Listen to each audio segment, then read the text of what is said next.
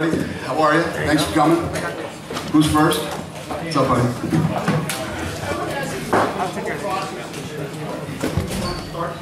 When did you first start to think it was a reality? I know it was a social media thing, but when did you first start thinking, hey, I have negotiating to do? So it started, this whole thing, you know, had been bubbling and buzzing. So I was on ESPN or something, I don't remember which one it was, but I said, tell you what, Floyd, I'll offer you $25 million. Down in front. And that was, and then Floyd hung his watch out the window to TMZ, and that was really how the whole thing got started. I threw a number out there, made an offer, and then Al Haymon called me after that, and then we started talking. Did you have conversation at all after you concluded the deal with Leonard and or Steven about comparing this to the Mayweather Pacquiao? Because that seemed, seemed like so protracted and so difficult to get done.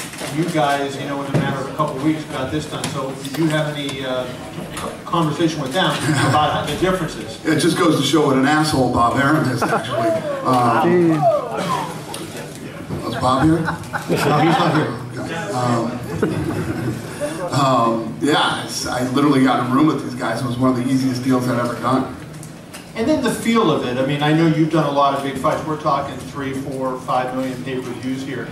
Compare this to the biggest event you've been in, and why do you think the public is so enamored with this fight when they're not even guys from the same sport?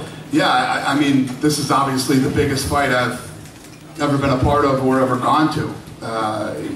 This thing, I think it's just because the UFC is so big. Floyd Mayweather is undefeated and arguably the greatest of all time. And I don't know, people have just rallied behind this thing with the belief. I think that, you have the boxing side going, this guy's a professional boxer against a guy who is an amateur. If you compare records in boxing. But at the end of the day, I think a lot of people believe, like I believe, this is a fight. Yeah, it's under boxing rules, but this is a fight.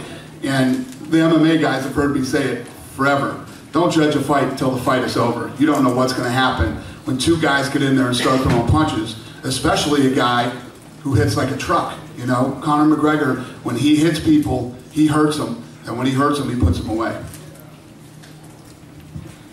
Then on your left, you've been involved in a number of huge events, but have you ever seen something like this? You have thousands of people queued up for a press conference outside.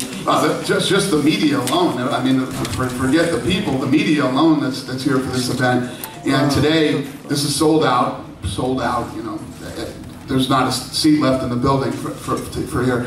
And then we go to Toronto tomorrow. We had to move to a bigger venue. We had to leave the venue we were in and go to a bigger venue. It's 16,000 plus. Barclays sold out, and then today, in 10 minutes, tickets were gone at Wembley. So, yeah, no, I've never been a part of anything like this.